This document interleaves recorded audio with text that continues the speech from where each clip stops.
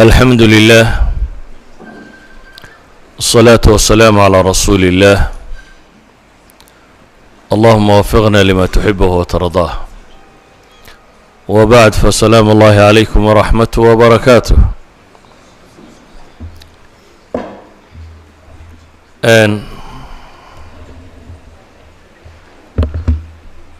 waxaynu in shaa allahu tacaala wixii suurtagala ka tilmaami doonaa xadiidka nebiga calayhi الsalaatu wasalaam uu leeyahay almu'minu ya'lafu wa yu'lafu walaa khayra fi man laa ya'laf walaa yu'laf wa khayru الnaasi anfacuhum linnaas xadiidkaasi oo imaam daarqutni iyo saaxibu addiyaa المختار baan filayaa soo arooriyeen sheekh al-Albanina silsiladiisa saxiix uu ku tilmaamayo xadiidka nebigu calayhi الsalaatu wasalaam wuxuu ku sifaynayaa qofka mu'minka ah iyo nooca wiyey qofka mu'minka ah waa mid lagu soo hirto isna dadku ay soo dhoweeyaan oo aanay kahanin yani waa qof dhaqankiisa iyo akhlaaqdiisu ay keensanayso dadku inay ku soo hirtaan oo ku soo ururaan dadka badh ayaa dadaan dadku jeclayn oo aanay u imanin amase markay arkaan isagoo soo socda ay ka weecdaan ama aan golahu fadhiyo aanu ahayn golo dadku ay ku soo hirtaan ama meeshuu deegaanka ku yahay aan cidina u soo qasdinin laakiin qofka mu'minkaa buu nebigu ku tilmaamaya calayhi الsalaatu wasalaam waa qofkaasi dadku ay ku soo hirtaan ee dadka soo dhoweeya ee soo duma iyaguna ay soo dhoweeyaan kadib buu nebigu wuxuu yidhi calayhi الsalaatu wasalaam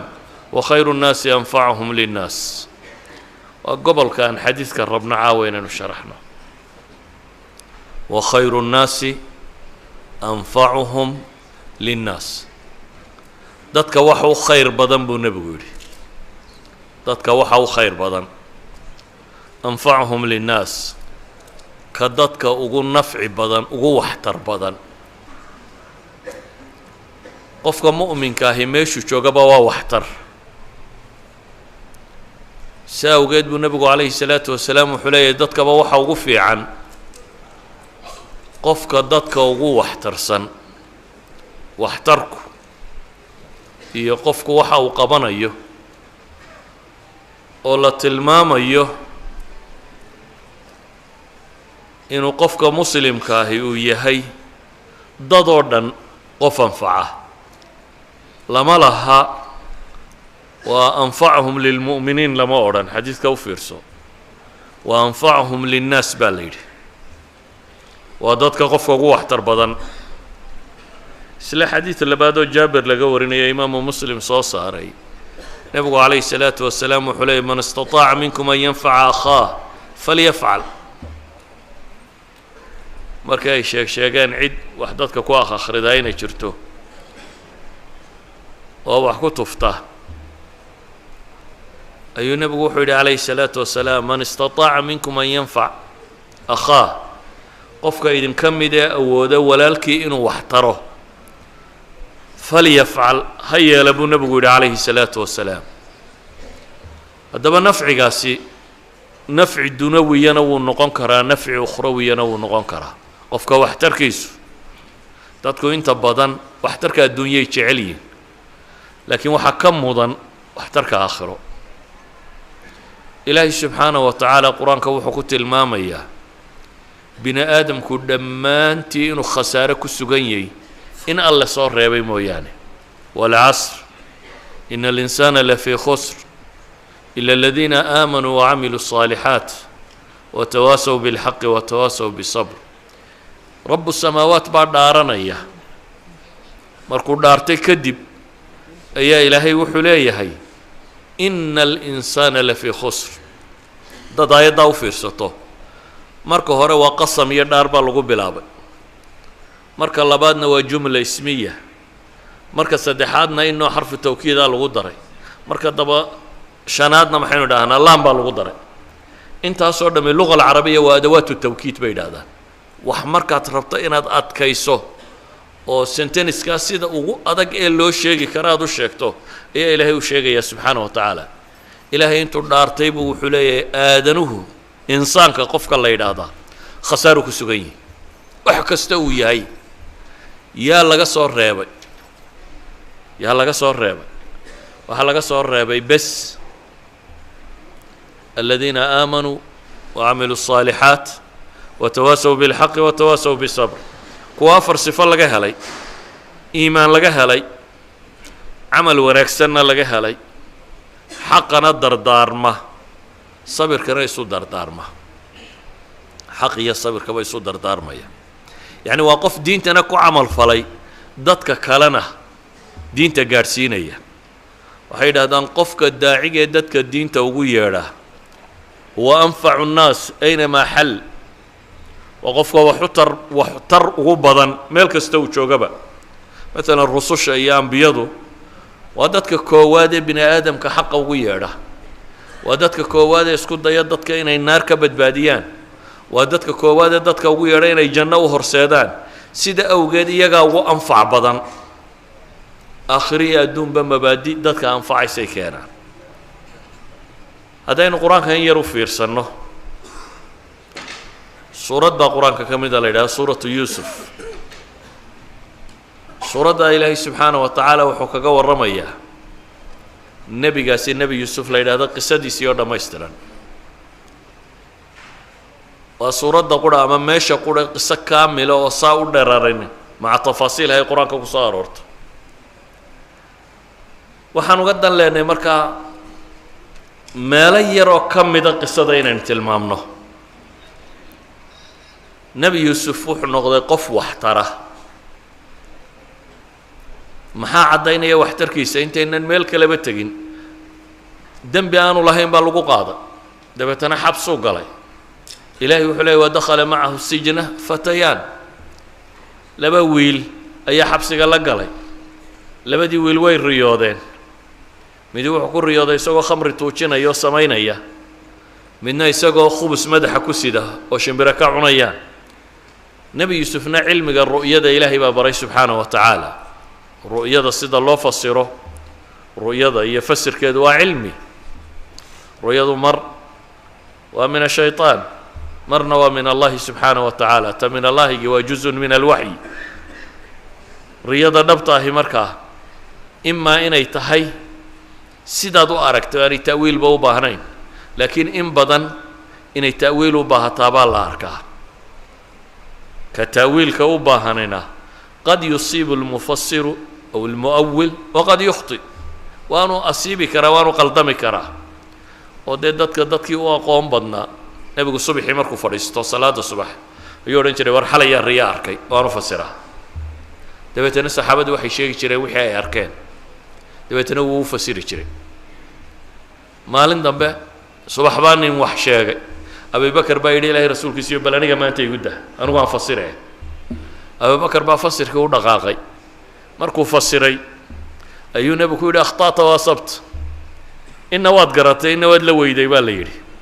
idan hadduu abubakarba la waayayo cid kalena inay la waayi karto fasirka waa iska macruuf calaa kulli xaal nebi yuusuf ambiyada iyada tooda waa waxyi ilaahay uu waxyoodo nebi yuusuf riyadii uu arkay wiilashaasi riyaday arkeen waxay leeyihiin noo fasir laakiin meesha aan uga dan leynay waxa weeyaan aayadda gebagabadeeda innaa naraaka min almuxsiniin bay leeyihin isagoo maxbuusa ayaa waxay leeyihin waxaanu aragnaa inaad tahay qof muxsina qof ixsaan badan qof dadka hagaajiya inaad tahay ayaanu ka markhaati kacaynaa bay leeyihin idan isagoo maxbuus ah ayuu muxsin ahaa oo maxaabista iyo dadkan uu la xidhan yahay wanaag u sheegayaa khayr kale ka faa'iida ah uu ahaa qof muxsin oo soo dhowaynaya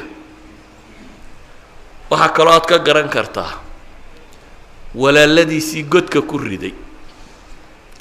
ee dabeetana kaga tegay ee ilaahay badbaadiyey beri dambe ay u yimaadeen oo wada hadal dhex maray waa kii walaalkii kala hadhay dabeetana waxay yidhaahdeen yaa ayuha alcaziizu ina lahu aban shaykha wuxuu leeyahay aabbo weyn oo caynkaasi oo kaba ee noo soo daa innaa naraaka min almuxsiniin bay uga markhaati kacayaanayaan isagoo garanaya inay kuwii godka ku ridan yihiin ayay haddana iyagu waxay uga markhaati kacayaan inuu muxsin yahay oo iyaga uu in badan u samafalay oo u ixsaan sameeyey oo aanu waxbaba u geysande aanu waxbaba bale inay mar labaad dulminayeen oo lahaayeen kan yare hadduu waxaday mid ay walaalahaayeen oo ka horreeyaa tuug ahaa bay leeyihin isagii oo hortaagan yihin in yasriq faqad saraqa akhu lahu min qabl walaalkiisii hore tuug ahaa waana yuusufka ay la hadlayaan ninkay beentaasi ka sheegayaan haddana waxay uga markhaati kacayaan inuu isagu muxsin yahay sidan uula dhaqmay isla nebi yuusuf haddaynu qisadiisa meel kale ka tilmaamno saddexaad isagoo xabsiga ku jira oo dulmi ku xidhan oo dembi aan ku caddaanayn lagu qaaday oo naago marmarsiiyo u sameeyeen oo eshtakeeyeen oo weliba la xidhay markii ay u muuqatay boqorka inuu yahay nimaan waxba geysanin markay u muuqatay kadib saa qur-aanku tilmaamayo ay u caddaatay nebi yuusuf inaanu waxba geysanin ayuu haddana xidhay iyagoo leh warkaa laga sheegay guriga boqortooyada iyo waxaa si loo ilaabo isagaan kayska saaro oo isagu xabsiga ha galo xabsiguu galay isagii ay dulmiyeen xabsiga ku xidhnaa ayaa boqorkii riyooday boqorkii markuu riyoodayna xaashiyadiisii iyo dadkiisii buu u sheegay riyadii oo yidhi yaa fasiraya waxay yidhaahdeen adgaasu axlaam garan mayna baa la yidhi riyada tan si loo fasiro ma garan karayno akhiiran labadii nina uu riyada u fasiray oo midna uu yidhi waad bixi doontaa midna yidhi adigu bixi maysid kii baxay goormuu ayuu wuxuu ku yidhi war bal boqorkaa waxaad xasuusisaa kayskaygii dee dembi layma haysta haddana meesha waa iskaga jiraaye bal xasuusi markii uu xaashiyadii boqorkii iyo meelihii yimi waabuu iska ilaabay nebi yuusuf baa badkalu iska galay kiibaa xasuustay markaasuu yidhi xabsiga waxaa jooga nin fiican oo riyooyinka fasira boqor haddaad i dirto oo ninkaa ii dirta inaan u tago riyadaadii fasir baa loo helaya taawiilkeeda waa la garan doonaa markii dadkii kale riyadii garan waayeen buu yidhi baloorad u tagoo soo fasir dheh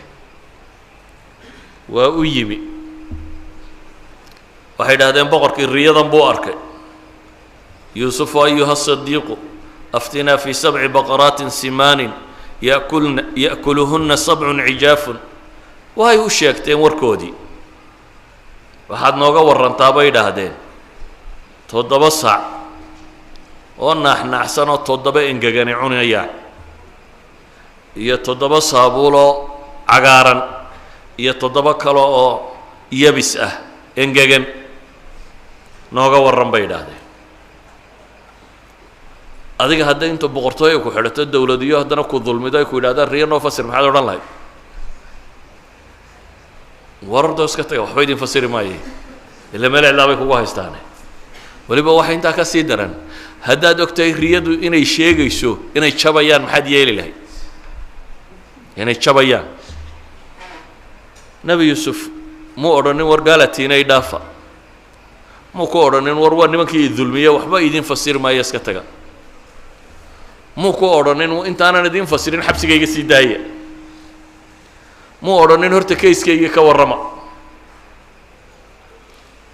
ee bilaash isagoo aan waxba kale ka codsan waxna samaynin ayuu riyadii u fasiray weliba wuxuu u sheegay khitadii uu ku badbaadi lahayd waddanka masar markaasi oo uu deganaayey 15 sano nidaamka dhaqaale ee waddankaasi ku badbaadi karaa buu nebi yuusuf ka warramay wuxuu yidhi 7 sano oo barwaaqaa baa idin soo maraysa 7daas sano wixii aad beerataan waxaa cunaysaan mooyaane waxa kale sideeda kayd ugu dhiga ha taabanina 7daas sano sanad walba barwaaquu noqon raashin fiican baa idin go'i doona waxa aad beerataan inta yaraa cuntaan mooyaane inta kale kaydiya toddoba sannadood kaydkiinu ha socdo waxaa ka dambayn doona buu yidhi toddoba sannadood oo abaar ah oo aan waxba idin bixi doonin toddobadaasi waxaa cunaysaan wixii aa kaydsateen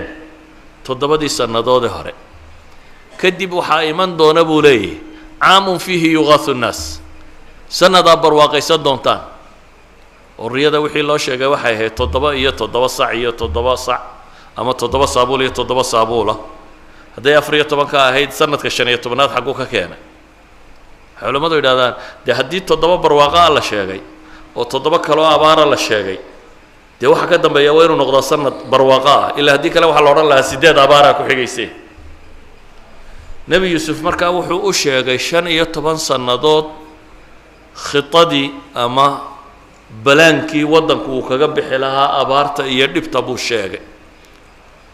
waxna kama dalbanin waxna muu weydiisanin waxay tilmaamaysaa qofka muslimkii inuu yahay qof waxtara waxtar buu yahay hadduu dhul gaaleed joogo iyo hadduu dhul muslim joogaba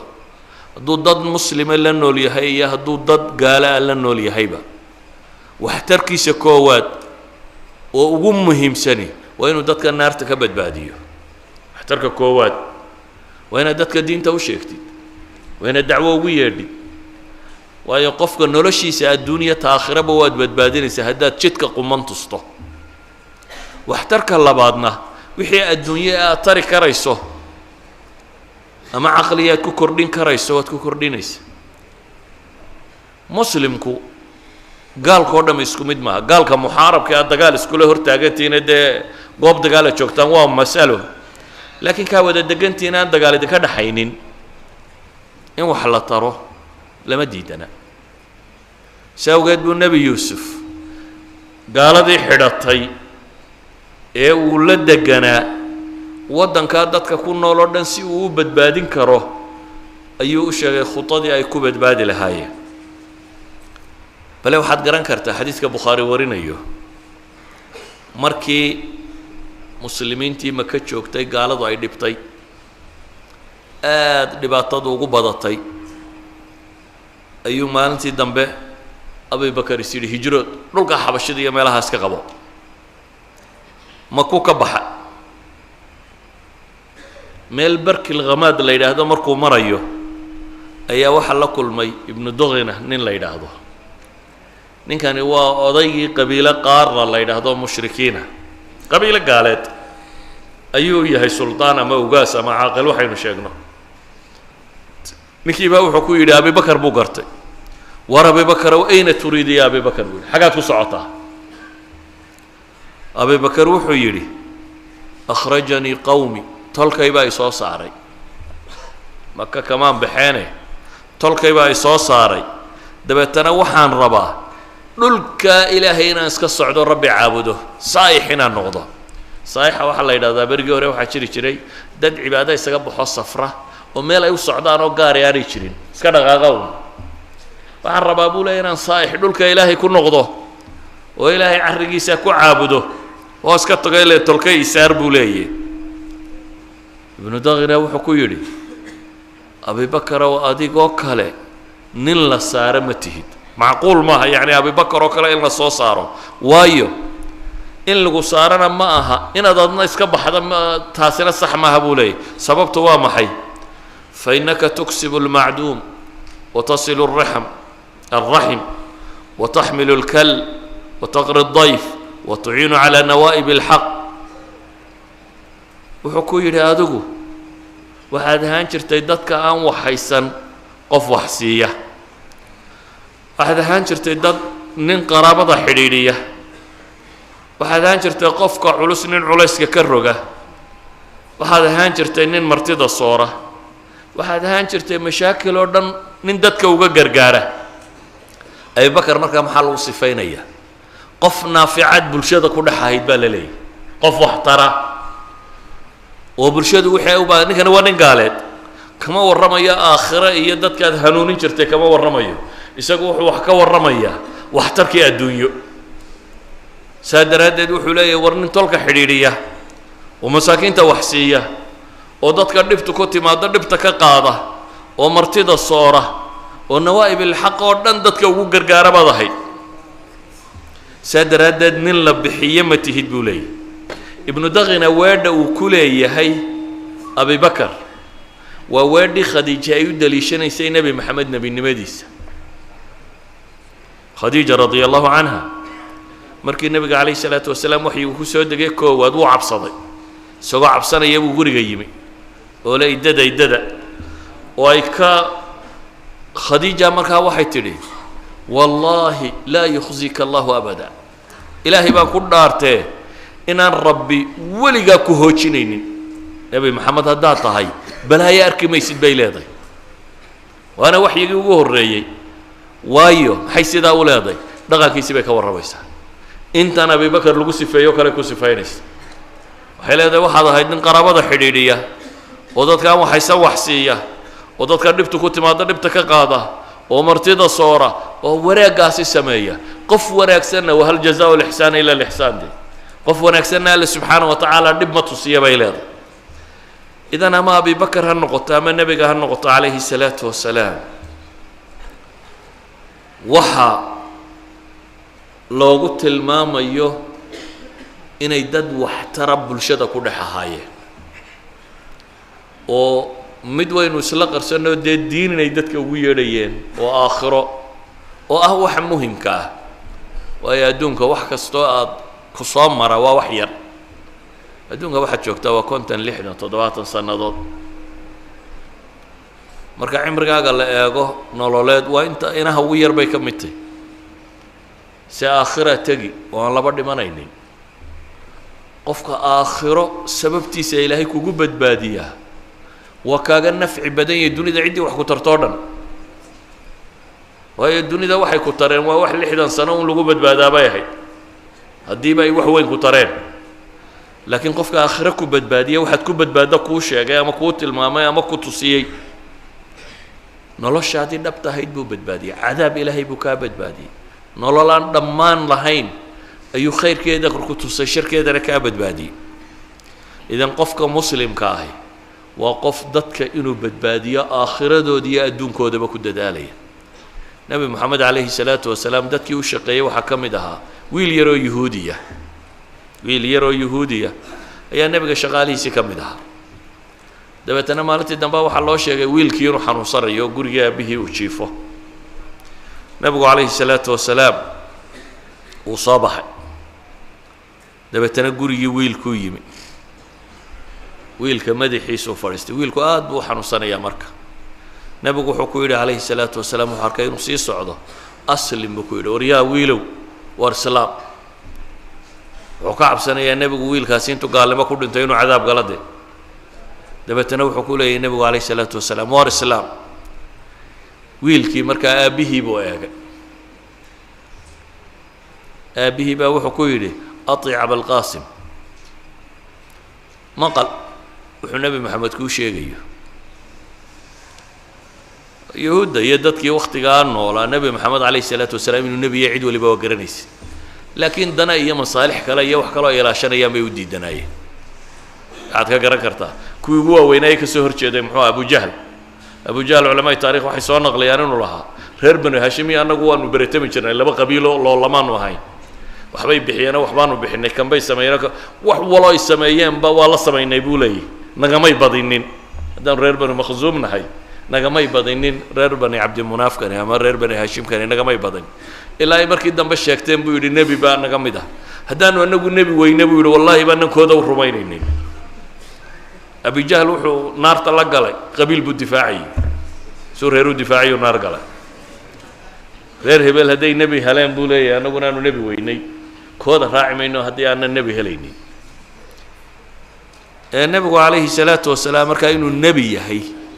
دي معجزات كيسيبا مغضي دقن كيسيبا مغضي أخلاق دي سيبا مغضي وحي كسود دقيا مغضي عد ولي بوا قرني سؤالك إنه نبي هي لكن مصالح كله dadku markay masaalixda ilaashanayaan hiraqal boqorkii loo oran jiray markii looga waramay nabiga kaleey salaatu wasalaam tu waraaq u diray nabigu waa akhriyo looga waramay ee uu waraystay nimankii safarka u yimi oo 14 su'aalood ama 13 su'aalood weydiiyey ee backgroundkii nebiga oo dhan loo sheegay ayuu wuxuu yidhi sidaa aad sheegaysaan hadduu yahay halkaa aan fadhiyaa buu qabsan doonaa haddaan awoodana waan dhaqaaqi lahaa buu leeyo meeluu joogo haddaan tegi karayo cagihiisaan maydhi lahaa buu tilmaamaya dabeetana wuxuu isugu yeedhay xaashiyadii boqortooyadoo dhan iyo wadaadadii kiniisadda iyo wixii oo dhan buu isugu yeedhay wuxuu ku yidhi warrinkaasi wuxuu sheegayaa waa xaqa aan raacno albaabadana wuu soo xidha meeshii uu kula shiraya albaabadu wada xidhay tana wuxuu ninkaasi waa xaq wuxuu sheegayaa aan raacno mar quraa la qayliyo waa la cararay bes soo noqda buu yidhi idinkaan idin eegayo un mowqifkiinu meeshuu taagan yahay dee kursigu waayayaa ilaane siyaasiyiintu diin la-aanta in badan kursigaa badda oo haddaad kursigaa ka riixi mayso wuxuu is yidhi kursigaaga hawaaye marka Hiraqal wuxuu naarta ugu xagga gaalnimada ugu sii socday wuxuu ilaalinaya kursiga idan nabi maxamed inuu xaqiya uu garanayay odagan yahuudiga markaa inankiisii wuxuu ku yidhi yaraa aطic alqaasim waxa uu ku sheegaya aqbal dabeetana wiilkii yaraa baa shahaatay islaamay nabigu calayhi salaatu wasalaam uu ku farxay markaa islaamnimada wiilkan yara wuxuu leeyahay alxamdu lilaahi aladii anqadahu min annaar waxaa mahadle waan mahadinaya waxaan ammaanaya ilaahi kaa yar naarta ka badbaadiyey wiilkaa u shaqaalaa buu nebigu wuxuu kala cabsi qabay inuu naarta galo idinku kuwa idin shaqaalaa maxaa ku samaysaan wax diinta u sheegay miyaa leedihin mise waxaad tidhaahdaan markay sii baxaysana sii baadh inta kalena ha shaqaysa yani materialkunbaa ka fekertaan waxay dadkan inaa badbaadisaan hadduu kaa soo hor baxo qof bini aadan oo gubanayo dab sudan yahay maxaad samayn lahayd waxaad isku dayi lahayd inaad damiso socankaa ma aha qof bini aadan oo gubanaya hadduu kaa soo hor baxo asaad baktiin karto waxaad isku dayi lahayd inaad damiso qof bini aadam oo indhale hadduu kaa soo hor baxo god daba ku socda maxaad yeeli lahayd meeshanoo dab ka shidan yahay labada indhoodna ula iyo uu kusii socda maxaad samayn lahayd waad ka qaban lahayd xataa haddaanad ka qaban karin waad qaylin lahayd war ka joog baad odhan lahayd waayo waxaad ka naxaysaa qofka bini aadamku inuu meesha ku dhaco kuwa naarta kusii socda waa sidaa dadkan aad arkayso ee gaalnimada kusii socda waa indhalaayiin meel adagna waa ku socdaan waxayd inaad diinta u sheegtaan oo anfacdaan aakhiradoodi iyo adduunkooduba markaasuu anfacmaya wiilkaa yar nabi maxamed calayhi salaatu wasalaam wuxuu ka dadaalayay inaanu gaalnimo ku dhimanin dabeetana intuu gurigoodii ugu tegay isagoo bukoo jiifa ayuu wax u sheegayay innaguna kuwii gurigeenna joogay baynu wax u sheegi kara laanahay kuwii gurigeennaba joogay daa inaynu gurigooda ugu tagnee ayaynu wax u sheegi kara laanahay idan ayuha alaxiba qofka muslimka ah waxaa la rabaa inuu qof naafica noqdo qof waxtara inuu noqdo muslimku inuu wax matare noqdo maaha inaydin meesha u timaadaan dadka jeebabkoodu inayna baadhataan oo wixii lacaga inta gurataan inaa iska tagtaan dabeetana maaha muslimku kaa caalamulislaami duni maanta waddanka maanta muslimiin ugu badan niman tujaaroo muslimiin baa tegay inuu diinta u sheegay oo islaamiyey soo waddan indonesia la yidhahdo maydan maqal ama dadkan malayga la yidhaahdo waa 200 milyan xawaalay 300 milyan waddan muslim oo ka badani ma jiro waddanada muslimiinta oo dhan iyaga ugu badan maca daalik jihaadna laguma furanin cid kalena ma tegin waxaa la yidhaha niman tujaaro muslimiin baa tegey dabeetana nimankaa dhaqankoodii iyo akhlaaqdoodii iyo waxsheegoodii unbay ku islaameen idinkoo tujaara maba idaan imana idinkoo faramadhan baa timaadeen markaa lacagtii ka ururiseen ma u sheegteen markaa war islaama oo ilaahay diintiisa qaata oo qofka muslimka waa in waxtar noqdaa waa in wax laga faa'iidaa haddaad wax adduunye ku kordhin karta ku kordhi haddaad wax aakhiro ku kordhin kartana ku kordhi weliba midna waan kuu sheegaya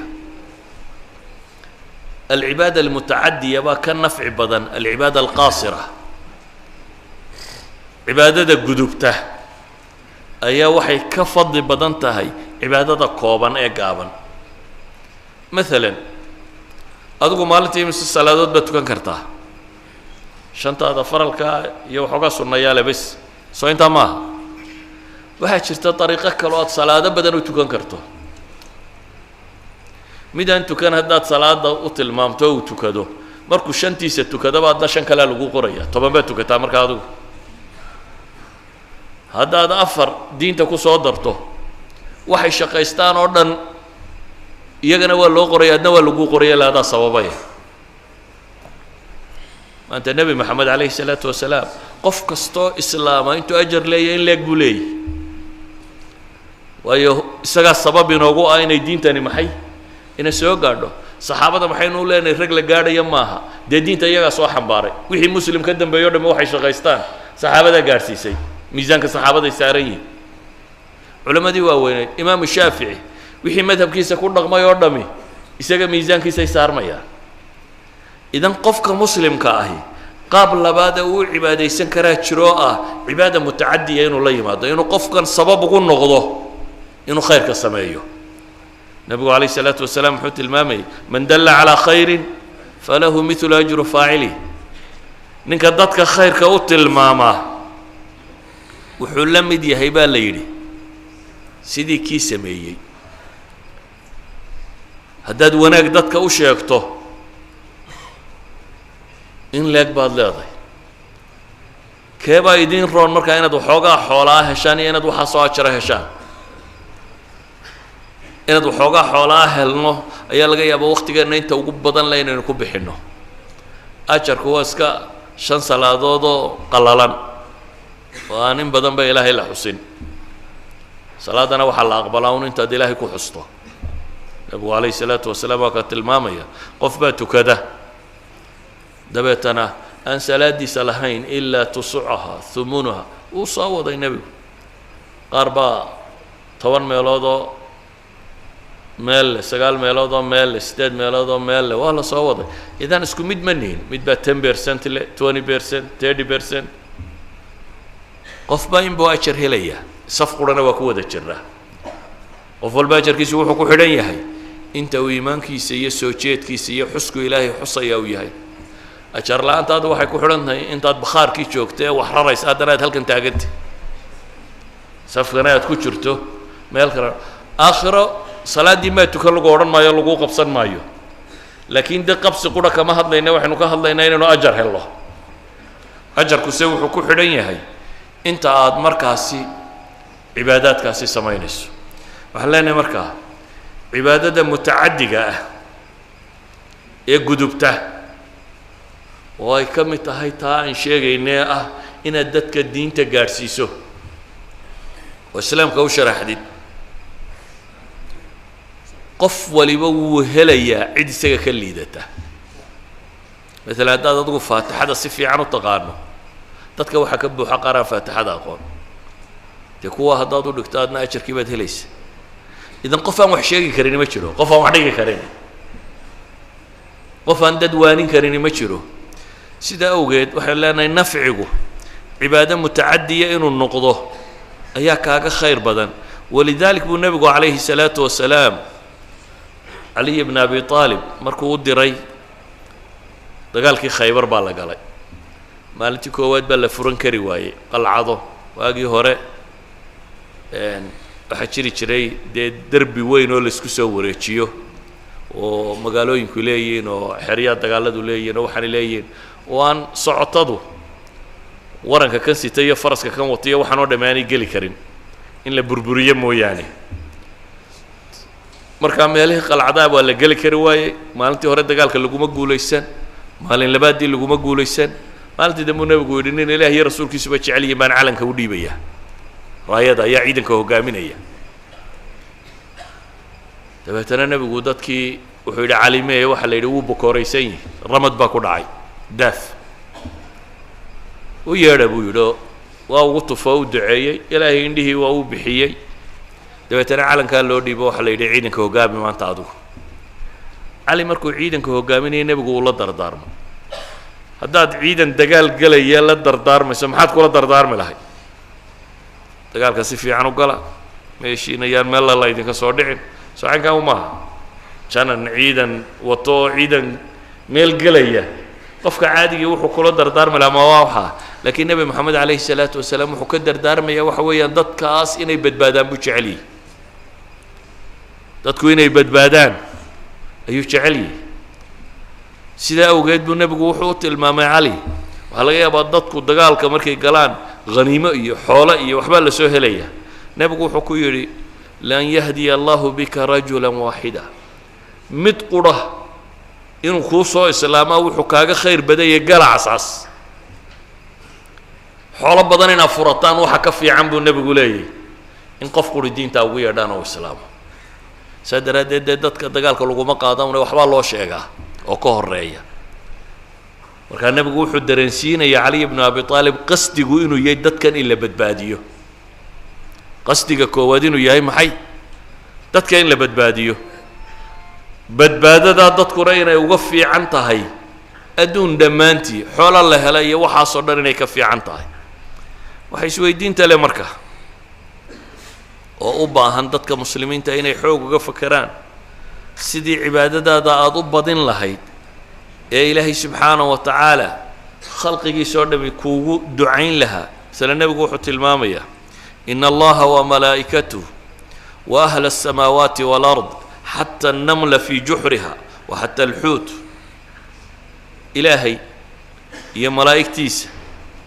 iyo dadka samada waxa samada degan iyo waxa dhulka deganba xataa quraanjada buu nebigu leeyahay godkeeda ku jirta ama kalluunka badda ku jira la yusalluuna waxay ku sallinayaan waxay ilaahay naxariis u weydiinayaan ilaahayna uu dembigooda dhaafaya ayo calaa mucallimi innaasi alkhayra dadka qofka khayrka bara dadka qofka samaha bara innaga waxaa laga yaabaa waxaynu samaynayno o dham inay maaddo u badantahy oo xataa dadka khayrka dhigaya hadduu shaqo ka yaro fiican helo inuu iskaga tagaa baa laga yaabaa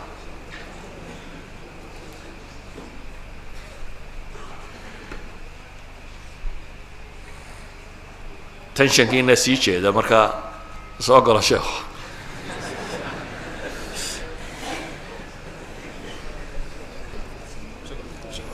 calaa kullin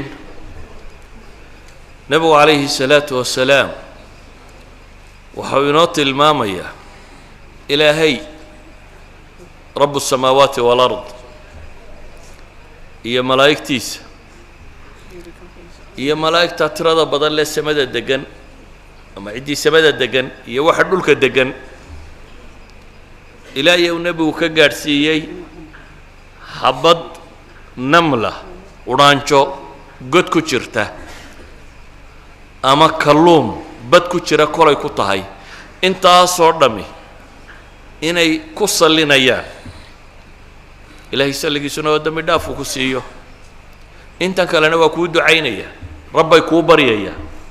intaasoo dhammi maxay iyay u ducaynayaan waa mucallimi innaasi alkhayra xadiiska imaamu tirmidi baa warinaya waana xadiis saxiixa calaa mucallimi innaasa alkhayra qofka dadka khayrka bara qiimaha intaa leeg wax dhigista dadka ama wanaagga dadka loo sheega ma inoogu fadhiyaa xataa kuweena dhigaya mise shaqo ka yara mushahar badan haddaad hesho waad iskaga tegaysa yani waxaa laga yaabaa inay maadaun ku qiimaysantahy haddii shaqada khayrka oo la dhigo meel lacag ka yaro badan aad helaysa inaad xaggeeda iska qabataa bay u badantah laakiin qofka muslimka wuxuu ku xisaabtaa salaf ulumma qaar baa 40 sano koo meel u fadhiyay inay dad quraan u dhigaan iyo wax kasta samaysan karayay le waxaanu maqalnay nabiga ole calayhi salaatu wasalaam khayrukum man tacallama alqur'aana wacallamahu bimujarad inuu xadiidkaa nabiga maqlay calayhi salaatu wasalaam uu nabigu leeyahy waxaa idinku khayr badan waxaa idinku fiican